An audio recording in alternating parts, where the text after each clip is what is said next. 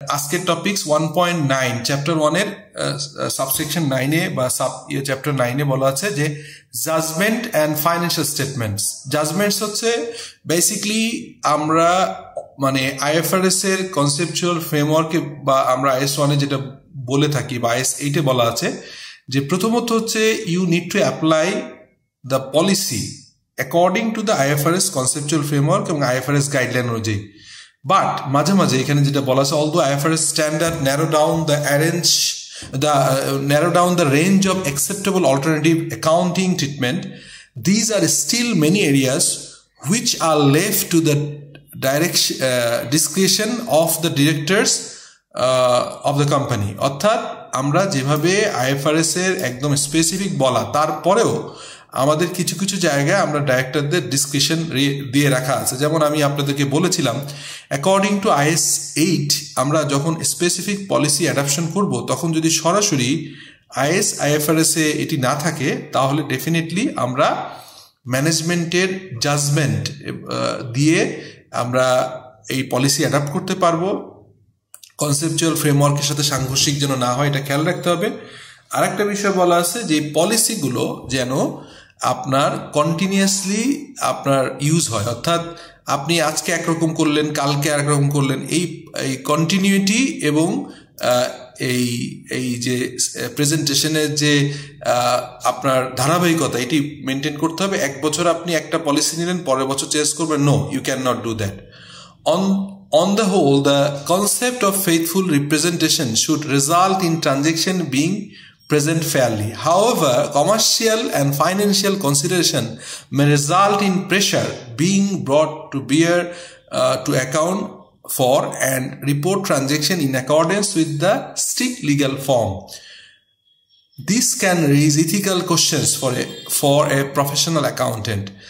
আমরা যারা দীর্ঘদিন ধরে বিভিন্ন অর্গানাইজেশনে কাজ করেছি আমরা দেখেছি being a professional accountant, CFO, আমরা যখন IFRS এবং অন্য local legal framework, legal rules, regulations, act এগুলো কমপ্লাই করতে যাই, ওনারা তখন হচ্ছে বিজনেসের কনটেক্সটকে ব্যাখ্যা করে বোঝানোর চেষ্টা করেন যে আমরা হচ্ছে এইটা আমাদের বলার চেষ্টা করেন যে এটা আসলে অ্যাকাউন্টিং কনসেপ্ট নিলে আমাদের হচ্ছে ভালো হচ্ছে না, বেটার যে এইভাবে করা যায় কিনা। সো ওনাররা বা আমরা যারা হচ্ছে যারা ফাইন্যান্সিয়াল স্টেটমেন্টের ইউজার, তারা বায়াস করার চেষ্টা করবেন, but you need to apply your judgement. এবং এখানে প্রথমে হচ্ছে যে ডেফিনেটলি আপনি ফাইন্যান্সিয়াল স্টেটমেন্টের কখনোই এমন কিছু করবেন না যাতে মিস রিপোর্টিং হয়, ট্রাস্ট অর্ডিনেন্স হারায় এবং জেনারেলি এই যে ট্রু অ্যান্ড ফেয়ার ভিউ থেকে সরে আসেন। সো এখানে একটা প্রফেশনাল স্কিল ফোকাস আপনাকে অ্যাপ্লাইং জাজমেন্টের ক্ষেত্রে পরীক্ষা বা আপনার কনটেক্সট, আপনার যে কেসটা আসবে সেখান থেকে কিভাবে আসবে সেটা বলা আছে। Applying professional judgement when preparing financial statement will require you to show that you can identify and recommend the appropriate accounting treatment for the key issues in the scenarios provided in the exam. অর্থাৎ এক্সামে আপনাকে একটা scenario explain করতে বলা হবে এবং সেখানে definitely কিছু অপশন থাকবে, আপনি সেটাকে এক্সপ্লেন করে আসবেন। এখানে কোনো ইয়েস নো অ্যান্সার না, আপনি আপনার যে অ্যান্সারটা দিবেন সেটার পক্ষে কতটা স্ট্রং এভিডেন্স এবং কতটা ডিসকাশন রাখতে পারেন, রেফারেন্স দিতে পারেন IFRS কনসেপচুয়াল ফ্রেমওয়ার্ক, এবং কোনো ক্ষেত্রে আপনার হচ্ছে প্রফেশনাল জাজমেন্টের জায়গাটা ইথিক্যাল ইস্যুগুলো নিয়ে এক্সপ্লেন করবেন। These also apply in your practical experience too. আপনি যখন কাজ করেন তখন আমরা জানি যে এই দীর্ঘদিন ধরে কোন জায়গাগুলো প্রবলেমগুলো থাকে। As you are tasked with providing information or data to support the preparation of the financial statement, in the explain question in the exam আপনার যেটা হবে, you need to demonstrate that you can apprise the ethical or regulatory issues. মানে আপনি যখনই একটা context দিবে আপনার সেটা ethical issue, regulatory issue. Ethical issue তো আমরা জানি যে আমাদের true and fair view reflect করাতে হবে, আমাদের ট্রাস্টওয়ার্দি হতে হবে, ফেয়ারনেস থাকতে হবে, আদারওয়াইজ আমরা ইথিক্যালি লায়াবল থাকবো মিস রিপোর্টিং এর জন্য। আর কনসেপচুয়াল ফ্রেমওয়ার্ক বা লিগাল ফ্রেমওয়ার্কের যে রেগুলেটরি ইস্যুস সেটাকে আপনাকে কনসিডার করতে হবে, specially where there may be choice of presentation option available. যখন আপনি প্রেজেন্টেশন অপশনের অ্যাভেলেবেল থাকে, যেমন আমরা একটু আপনাদের ছোট্ট করে বলে রাখি যে IFRS 9 অ্যাপ্লাই করতে যে যখন আপনি একটা অর্গানাইজেশন তার কিছু টাকা আছে সেই টাকাটা সে যদি স্টক মার্কেটে সেকেন্ডারি মার্কেটে শেয়ারে ইনভেস্ট করে থাকে তাহলে সেই ইনভেস্টমেন্টটার প্রাইস মার্কেট অ্যাডজাস্টমেন্টটা কি সে হচ্ছে সরাসরি প্রফিট লসে মানে প্রফিট লস স্টেটমেন্টে মানে আমাদের যেটাকে আমরা বলি হচ্ছে আদার কম্প্রিহেনসিভ ইনকামে নিবে নাকি মেইন প্রফিট অর লস স্টেটমেন্টে নিবে এটা তার অপশন বাট যেটি সে চুজ করবে সেটাকে তাকে পারসিস্টেন্টলি ইউজ করতে হবে অর্থাৎ আমি যদি ধরি আমি 2 লাখ টাকা ইনভেস্ট করেছিলাম আমি সেখান থেকে 5,000 টাকা প্রফিট আসলো এই বছর তো আমি যদি এই প্রফিটটাকে আনরিয়ালাইজ প্রফিট আকারে প্রফিট আর লসে চুজ করি অপশন তাহলে ডেফিনেটলি নেক্সট ইয়ার যদি লস হয় আবার 10,000 টাকা তাহলে লসটাকেও করতে হবে রিকগনাইজ করতে হবে in the profit or loss statement but আমি যদি চুজ করি যে না এটা আমি আদার কম্প্রিহেনসিভ ইনকামের আন্ডারে দেখাবো তাহলে আপনার কখনোই প্রফিট লসে এই প্রফিটটা হিট করবে না সরাসরি আপনার ওসিআই থেকে আপনার ব্যালেন্স শিটে অর্থাৎ আপনার ওনার সিকিউরিটি পার্টে চলে যাবে তো এই ডিটেল ডিসকাশনটা আমরা পরে আপনাদের সাথে আবারও করব যখন কনটেক্সটটা আসবে বাট বোঝানোর চেষ্টা করলাম sometimes you will have some options but you need to choose what is the right in the back of your mind you have to have think that what are told in the IS IFRS or conceptual framework and being an accountant what is your ethical values ethical thinking এবং judgmental issues especially where there are maybe choice of presentation options available or management are putting pressure on the report the result in a more favorable manner আমরা most of the কেসে audit করতে যেও দেখি আমরা যখন প্রেজেন্টেশনের কোনো একটা বিষয়ে ভুল ধরি আমরা চাই সেটাকে তারা ম্যানেজমেন্ট অ্যাড্রেস করুক না করলে আমরা প্রথমে চেষ্টা করি যে কোয়ালিফাইং করবার জন্য ম্যাটার অফ এমফেসিস দেওয়ার জন্য যদি ওইরকম হয় অ্যাডভার্স রিপোর্ট ড্র করবার জন্য কিন্তু সেই ক্ষেত্রে ম্যানেজমেন্ট আমাদের অডিটরদের প্রেশার দেয় এবং এইটা যারা প্রিপেয়ারার অডিটর তো সেকেন্ডারি লেভেলে প্রিপেয়ারার অফ দ্য ফাইন্যান্সিয়াল স্টেটমেন্ট অর্থাৎ CFO head of finance professional accountant management কিন্তু চাইবে তাদের ফেভারেবল জায়গায় থাকার জন্য যাতে করে তারা প্রফিট এখানে মোর বায়াস করতে পারে ফাইন্যান্সিয়াল স্টেটমেন্ট প্রেজেন্টেশন এবং তারা লাভবান হয় কিন্তু আমাদের দেখতে হবে we are accountant for the overall stake holder of the economy not only the share holder আর বোর্ড অফ ডিরেক্টর সেই কারণেই মিস রিপোর্টিং যাতে না হয় ট্রাস্টওয়ার্দিনেসটা নষ্ট না হয় সেই কারণে প্রফেশনাল অ্যাকাউন্টেন্টদের একটা বড় ভূমিকা থাকে যে লিগাল এবং কনসেপচুয়াল ফ্রেমওয়ার্ক এবং ইথিক্যাল এরিয়াকে কনসিডার করে আপনার জাজমেন্ট অ্যাপ্লাই করতে হয় এরপর হচ্ছে purpose and useful of the financial statement section overview এই যে ফাইন্যান্সিয়াল স্টেটমেন্টের কি কি থাকলো ওভারভিউ দেখলাম যে আমরা financial position financial performance cash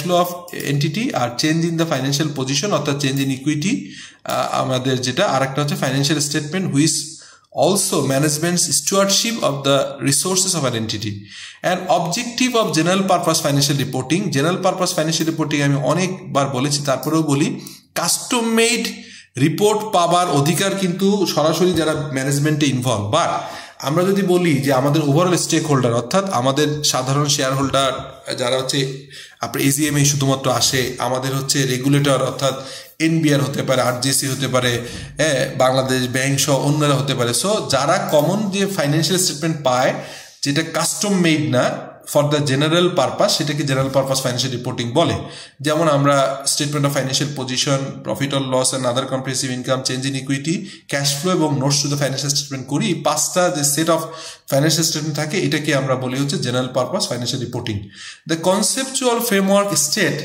states the objective of general purpose financial statement is to provide financial information about the reporting entity that is useful to existing and potential investor অর্থাৎ আপনি এমনভাবে financial statement তৈরি করবেন যাতে করে decision making এ help করবে কাদের যারা হচ্ছে এক্সিস্টিং মানে কারেন্ট শেয়ার হোল্ডার অথবা পটেনশিয়াল লেন্ডার্স যারা আপনাকে লোন দিবে অ্যান্ড আদার ক্রেডিটর যাদের কাছ থেকে বাকি দিয়ে মালামাল কিনবে in making decision relating to providing resources of the entity অর্গানাইজেশনের রিসোর্স কেমন আছে তার ক্রেডিট পেয়েবিলিটি কেমন ক্ষমতা আছে এটাকে বোঝার জন্যই হচ্ছে ফাইন্যান্সিয়াল স্টেটমেন্ট ট্রাস্টওয়ার্দি হইতে হবে এবং ফলোইং দ্য আইএফআরএস এবং IFRS conceptual framework Existing and potential investor, lenders and other creditors are identified as the primary user of the financial statement. Financial statement primary user হবে হচ্ছে investor, lenders and other creditor. এছাড়া stakeholder হিসেবে তো অন্যরা আসবেই, but they are the primary user.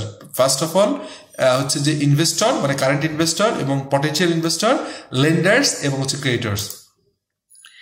User and their information needs কি কি চায়? তারা কিন্তু general purpose financial statement are directed at satisfying the information need of the primary user. However, the conceptual framework acknowledges that other users such as regulator and member of the public, অর্থাৎ একটু আগে যে primary user বললাম অর্থাৎ investor, lender এবং হচ্ছে creditor, এরা ছাড়াও আপনার হচ্ছে রেগুলেটর এবং আদার মেম্বার অফ দ্য পাবলিক অর্থাৎ আপনার স্টেক হোল্ডার যারা আছে সোসাইটির may also find general purpose financial statement useful even though they are not primary directed to these other groups. Conceptual framework para 1.10 অর্থাৎ আপনি প্রাইমারি ইউজার না হলেও কিন্তু অ্যাজ এ স্টেক হোল্ডার আপনারা এটা যেহেতু general purpose financial statement you need to publish for the regulator, auditor and other stakeholder, এটা আপনাকে তারা দেখবে প্রাইমারি ইউজারের বাইরে। সো আপনাদের এখানে কিন্তু প্রাইমারি ইউজার জানলেন কারা, যে ইনভেস্টর, লেন্ডার এবং ক্রেডিটর, এবং এরপরে সেকেন্ডারি ইউজাররা আছে। We can identify the following users of the financial statement and their information need.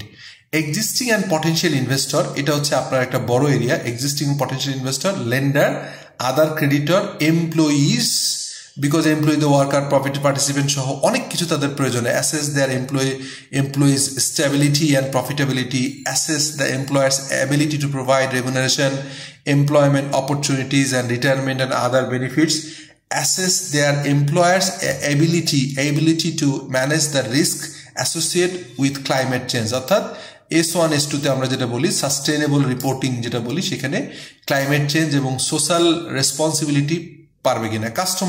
Customer তো ডেফিনেটলি মানে assess whether the entity will continue in existence, মানে এটা থাকবে কিনা, গোয়িং কনসার্ন নিয়ে কোনো কোশ্চেন আসবে কিনা। Important where customers have a long-term involvement with or are depend on the entities, that is there are the product warranties and where continuity of the supply of the special parts may be needed. আপনার অর্গানাইজেশনের আপনি ধরেন আমি একটা কোম্পানির AC কিনলাম অথবা একটা কোম্পানির একটা গাড়ি কিনলাম, সেই গাড়ির কোম্পানি যদি বন্ধ হয়ে যায় তাহলে স্পেয়ার পার্টস বন্ধ হয়ে যাবে, অথবা একটা ওয়ারেন্টি দিয়েছে এটা বন্ধ হলে ওয়ারেন্টি পাবো কীভাবে। So as a customer also very much focused and we need to know the going concern issue of the organization. So আপনারা এটা একটু দেখে নিন, আমি প্রত্যেকটা line by line read out না করে আপনাদেরকে বুঝিয়ে দিচ্ছি। Governments and their agencies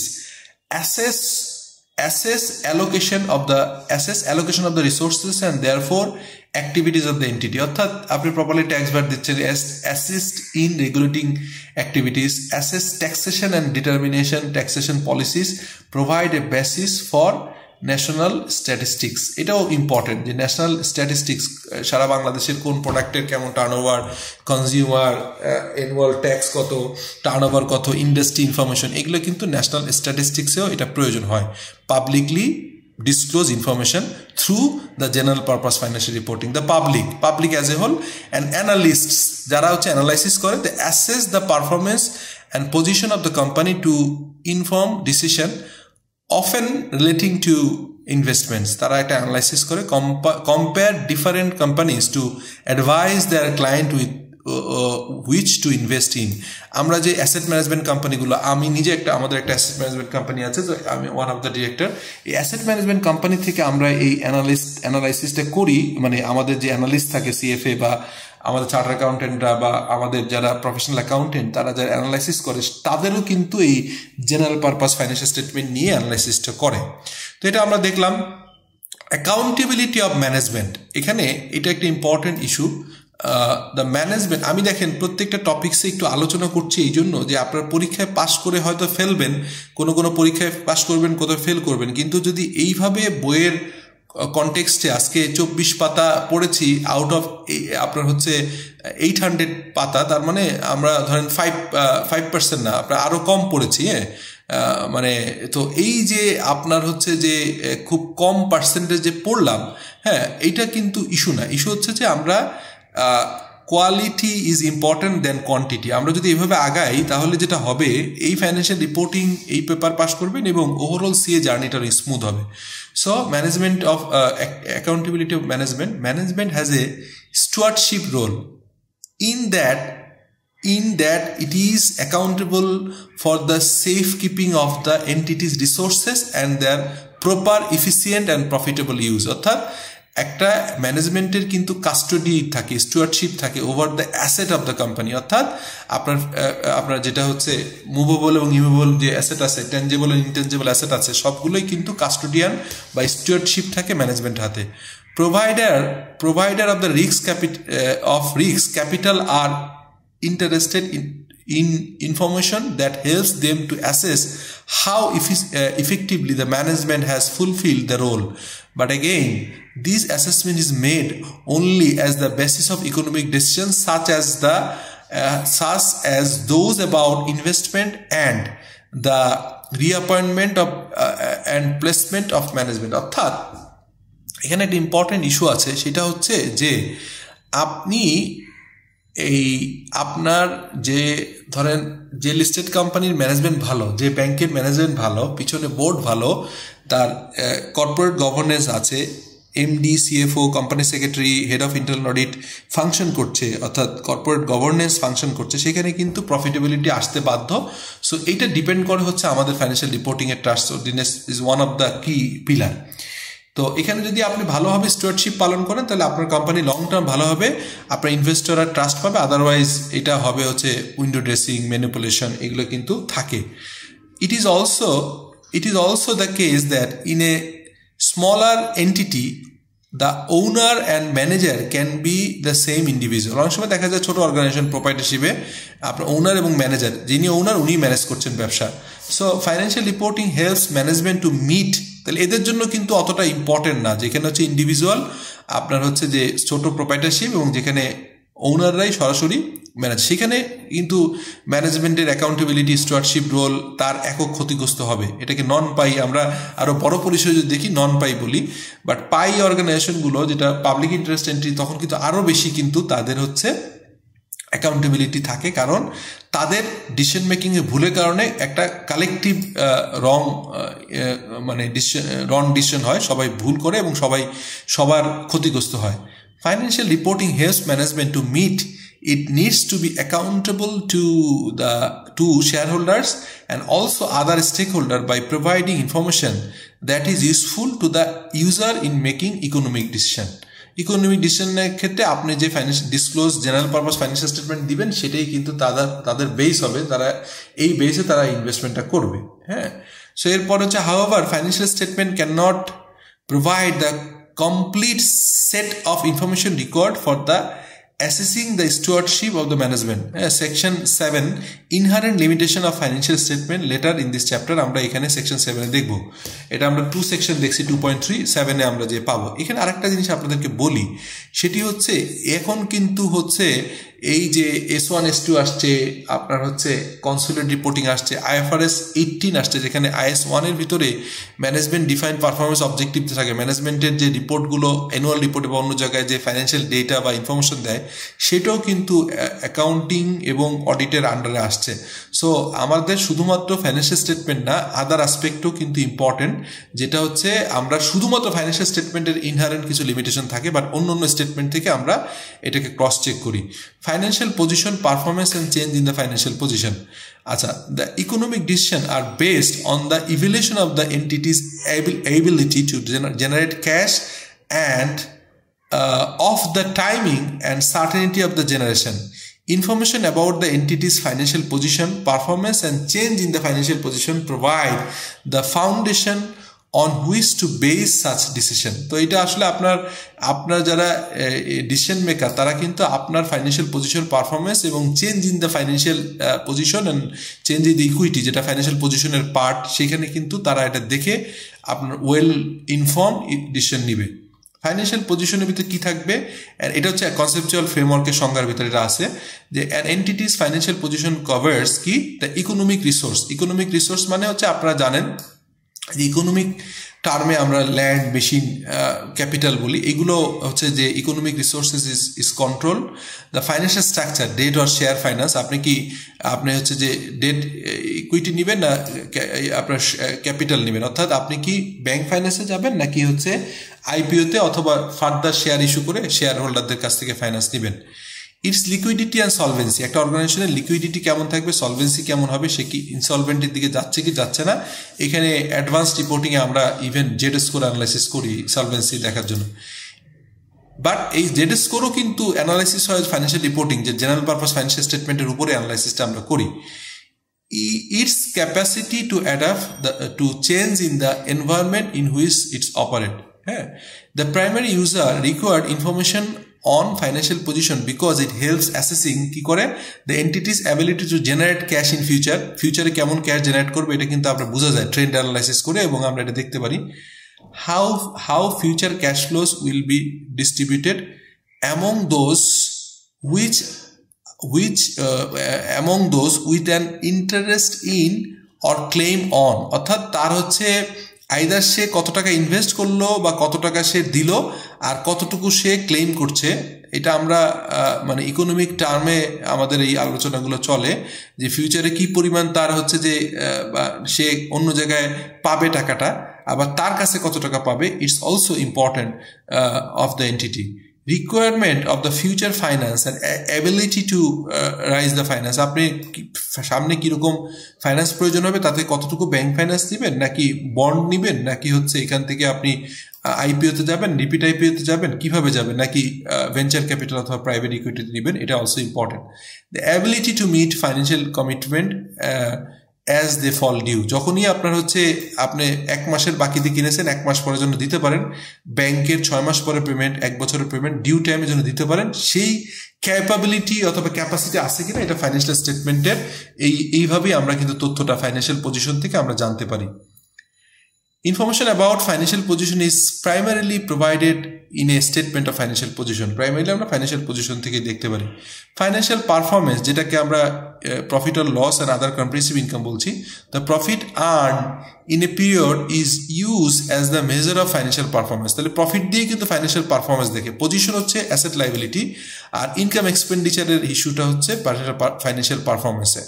Where profit is calculated as income less expenses, information about the performance and variability of the performance is useful in assessing potential change in the economic entities economic resource, অর্থাৎ আপনার যে economic রিসোর্সগুলো আছে, অর্থাৎ আপনার cash, account receivable, আপনার হচ্ছে ability to invest অর্থাৎ liquid cash, আপনার ক্যাশ অ্যান্ড ক্যাশ ইকুইভ্যালেন্ট, এইটা আপনার অ্যাসেস করেন future, predicting the entity's capacity to generate cash from the existing resources base.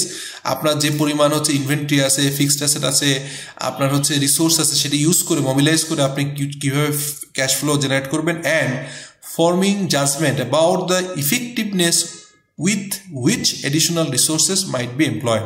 এবং আপনি যদি বিজনেস এক্সপানশন মোডে থাকে, আপনার রাইট ট্র্যাকে থাকেন, তাহলে ভবিষ্যতে আপনার ইনভেস্টররা আরও ফার্দার ইনভেস্টমেন্ট করবে কি করবে না, এডিশনাল রিসোর্স লাগবে কি লাগবে না, সেই ডিসিশন মেকিংও কিন্তু ফাইন্যান্সিয়াল পারফরমেন্স থেকে আপনি জানতে পারবেন। আপনার প্রফিট না হলে এখানে কেন ইনভেস্ট করবেন? আপনার 3টা ভেঞ্চার, যে ভেঞ্চারটা প্রফিট বেশি সেখানেই তো ফিউচার ইনভেস্ট করবার ইন্টারেস্ট গ্রো করবে, তাই না? Information of financial performance is provided by the statement of profit or loss and other comprehensive income and or statement of profit or loss. এটা আমরা জানি, the statement of change in equity.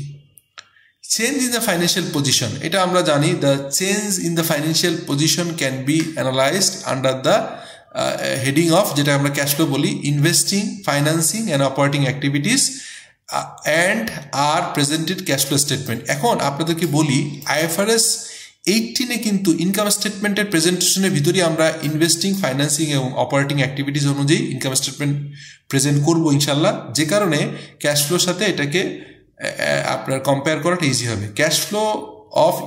Cash flow information is largely free from the judgmental allocation and measurement issues. অর্থাৎ এখানে কিন্তু আপনার ফ্যাক্টের উপরে আপনার এই ক্যাশ ফ্লো স্টেটমেন্ট বা চেঞ্জ ইন দ্য ফাইন্যান্সিয়াল পজিশনটা আসে।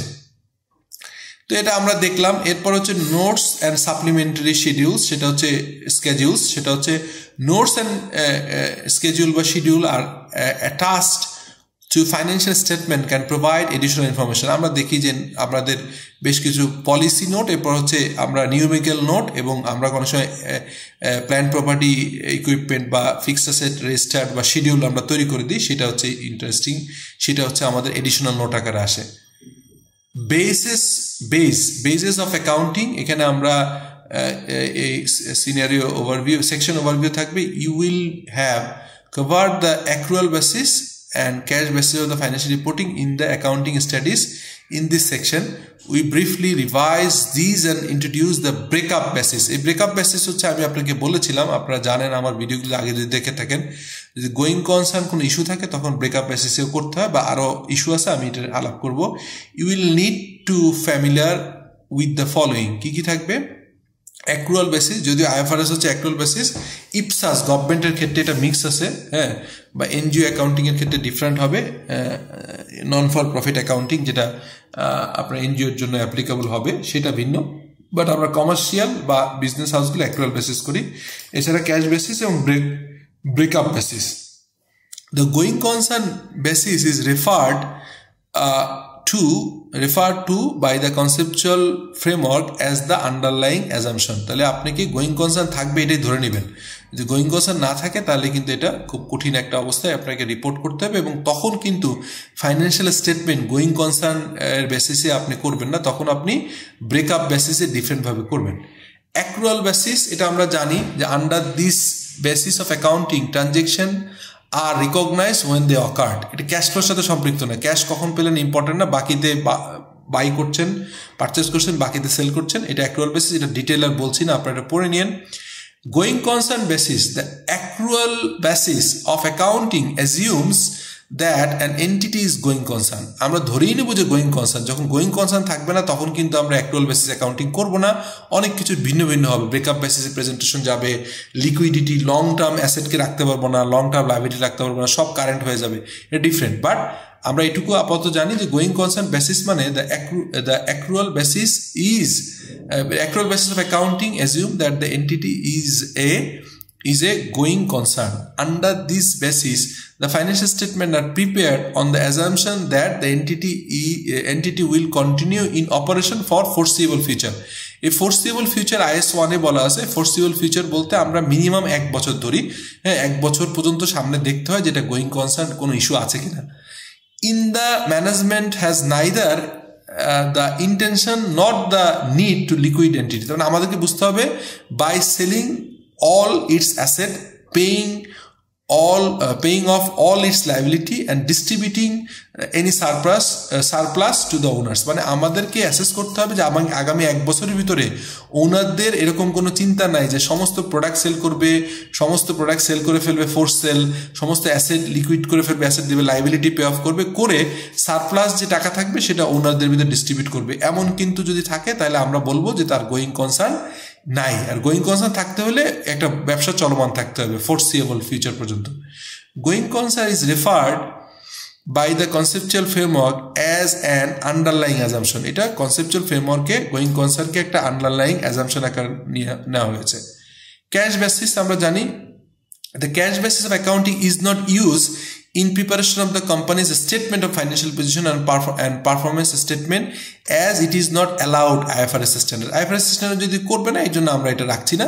শুধুমাত্র গভর্নমেন্ট বা গ্র্যান্ট বা অন্যান্য ক্ষেত্রে যেটা গভর্নমেন্ট অর্গানাইজেশনের ইপসাস, সেটা ভিন্ন জিনিস। আর ব্রেকআপ বেসিস কোনটা? 3.4-এ বলা আছে breakup basis. As we saw in section 3.1, আমরা এখানে ব্রেকআপ বেসিসে প্রাইমারি আলোচনা দেখলাম।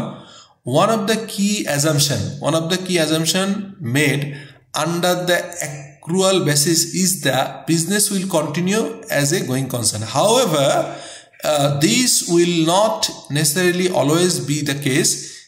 There may be an intention or need to sell off the asset of the business. Such a sale typically arise when the business in a financial difficulties থেকে অনেক সময় ব্যবসা বিক্রি করে দেওয়া হয় and needs the cash to pay its creditor এবং টাকা দিয়ে ক্রেডিটরদের পে করা হয় where this is the case এরকম যদি হয় an alternative method of accounting must be used in accordance with IAS 1 আপনার presentation of financial statements.